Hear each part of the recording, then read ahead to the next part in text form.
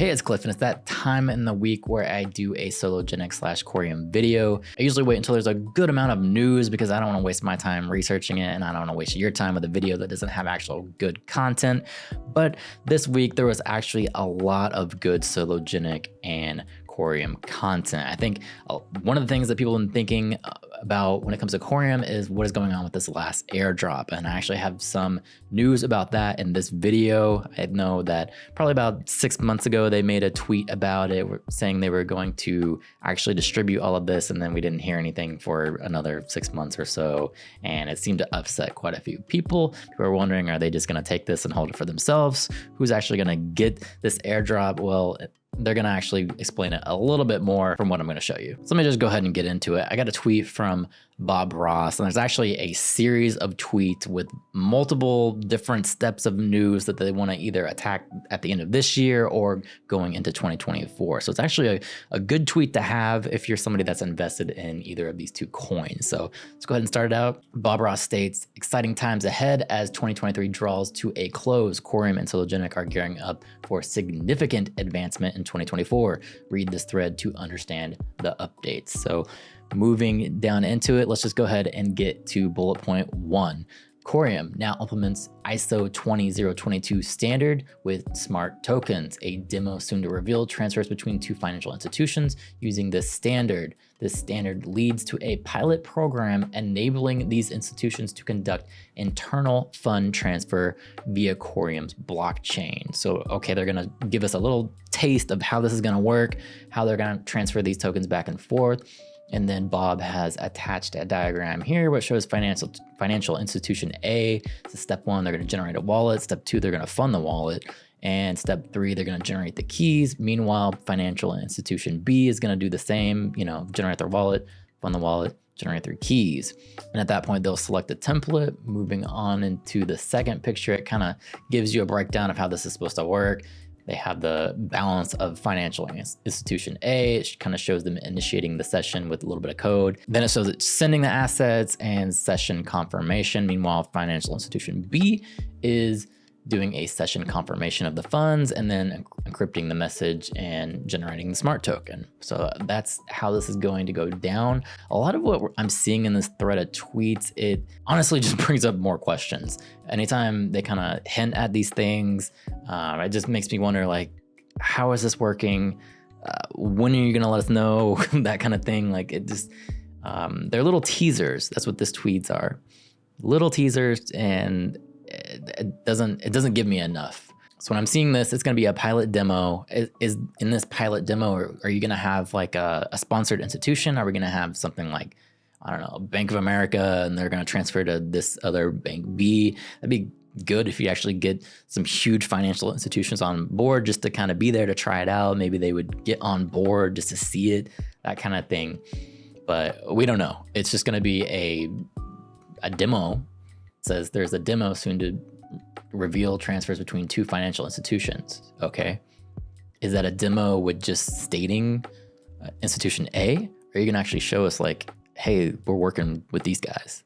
Because that's a little bit different, I don't know. Gets me excited, but we'll just have to wait and see. Moving on.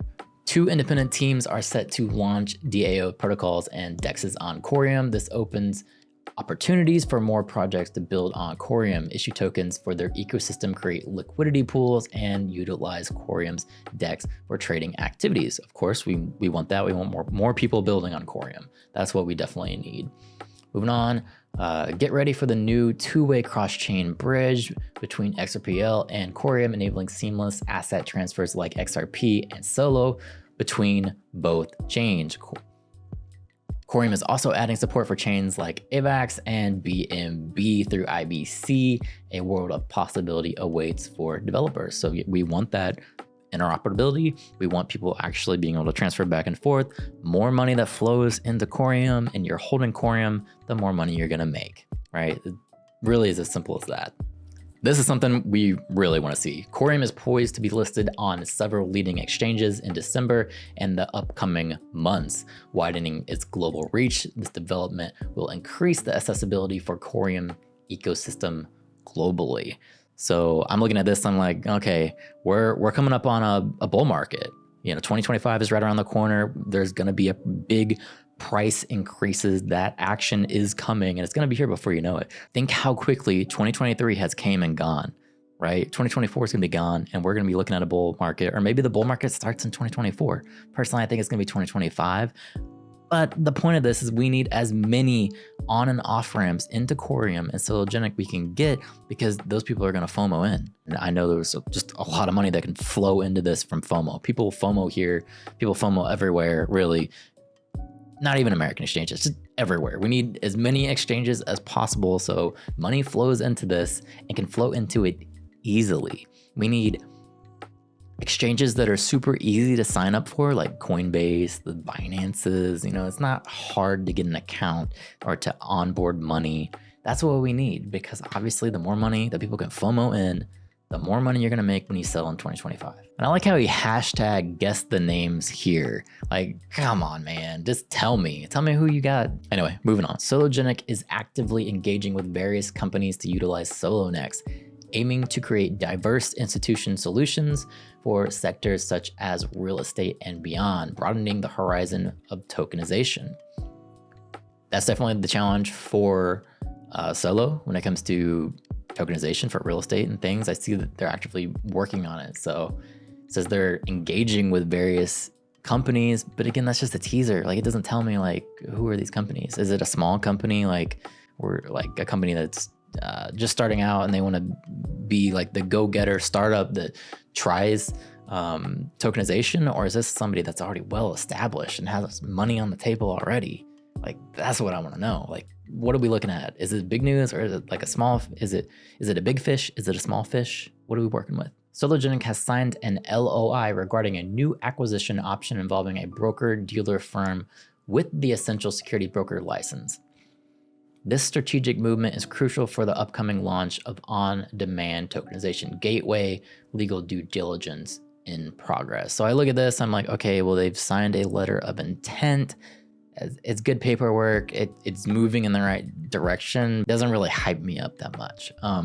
It's good, but it's not, I don't know. People are probably going to look into that more than what it actually is. Sologenic is also preparing for listings on a few top exchanges in the upcoming weeks, enhancing its global footprint and marking a significant phase of expansion. So again, it goes back to, hey, we need as many people as we can to get into this coin and to be able to get into it easily. When the FOMO starts happening, people start going crazy on Twitter. You know how the bull markets go. People start hyping everything up, and there's bots everywhere, and people feel like they're missing out. And next thing you know, boom, these things are doing like 10x, right? That's what I'm waiting for. I'm waiting for that thrill and excitement again, right? That's coming.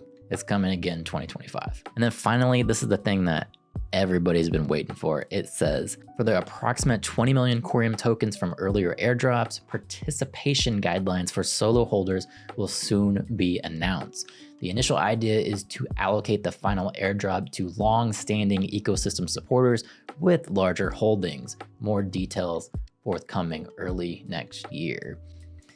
So I kind of looked at this and kind of made me like, what does that mean? What are we actually talking about here? Again, more tweets that make me ask more questions. He says the initial idea is to allocate the final airdrop to long-standing ecosystem supporters. Well, when I think about it, that's me. That's the people who watch my videos, who have been around for a long time.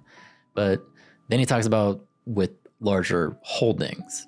So what does that mean? Is there a 10K cutoff for this new, what I'm assuming they're going to do a new snapshot on your solo. And so you need 10K to do this? Do you need 15K? Do you need 100K? What is larger holdings and why? Why do this? I understand you want to probably give back to long-standing supporters. That makes sense. You're supporting the community, but why give back to the whales? That's kind of goes against decentralization in a way, and those whales are already making a ton of money off of their stake, right? The validators are already paying them quite a bit. So when I look at this, I really just want more information. I'm like, what logic do you have going on here, Bob? What is actually going into this? And I kind of wondered, like, how are people going to react to this? So just pulling up the comments, I got stocks and crypto plays, and he says, what is considered larger? Will you reward all long-term holders like myself?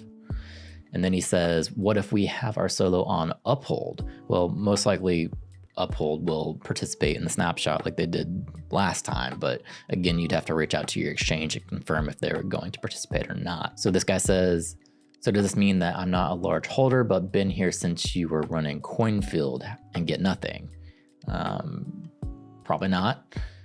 Pathfinder says, I'm a long-term holder, but with a small bag, believed in the project from the beginning. How large a holding? Please don't leave us small-time players out. So as you can see, there's going to be a lot of upset people that maybe they just don't have a lot of money. They can't invest a lot of money. They're just doing what they can, and they're going to be upset that the rich are getting rich, you know, and the poor man is maybe not getting poorer, but they're not getting as rich. Questions for sure. What is going on? I don't know. We'll just have to wait and see. And then for the last tweet here, he says, nonstop Coreum and Sologenic teams pushing boundaries, thriving even in crypto winter, constant buildings in the path to victory. Team sizes have grown significantly, and we're still counting for fresh talent to join our dynamic journey. So I kind of looked at that. I was like, oh, they're looking for people to join their team. I went over to the website just to see kind of what are they looking at. You know, I'm somebody that's worked in cybersecurity for 10 years almost now. Maybe I'll throw my resume in, but as I scroll through what jobs they're actually looking for, they're looking for developers, which makes sense because they have this blockchain and they need more use cases on it. They need more people building on the blockchain, so it's actually doing something that's worth anything, right? So a developer, that's not me. I don't code, you know, I'm more like a vulnerability guy doing patches or something. And maybe as their company grows, they're going to need a guy like that. I'll throw my resume in at that point. But if you are a developer, just go to the Coreum website. You can see there's all kinds of positions. If you know anything about blockchain, you know anything about React, if you're looking to work with them, go ahead, put your resume in, see what happens. And then just kind of showing you that they are looking for developers. There's a tweet here from Coreum. It says calling all devs. Looks like this Thursday, there's gonna be a exclusive Cosm Wasm workshop by Alex, who is a Coreum engineer. And he's gonna run you through basically everything you need to know about building on Coreum. So it can be pretty interesting if you are somebody that is a developer. And the last thing that I have here is just, you know, something good. Coreum is now listed on TFM, which is just another exchange, not one I personally use, but maybe people use this one and it's actual good exchange. So it says, as an extensive terminal for the Cosmos ecosystem, TFM streamlines IBC routing across 100+ chains. All for it. 100+ chains, more interoperability. Active Coreum bridges include Osmosis, Ethmos, Axelar, Gravity, and Cosmos Hub, which are, you know, those are very big, those are very big chains, including in those 100 chains there that they just mentioned. And I'm all for it. Again, we need more ways for people to be able to get on and off of Coreum. That's what we need. And that's what they're doing. We're looking at more listings. So we're moving in the right direction. Now, there is an article dealing with this. I will link it in the description if you want to read more about what TFM is actually doing with Coreum. But that's pretty much all I got. I think a lot of this was good news. Maybe it brings just more questions. You know, who's actually going to get this last airdrop? A lot of people I think are going to be salty if you are needing to be a larger whale. But, you know, we don't make the business decisions. So we'll just have to wait and see what happens. But as always, thank you for watching.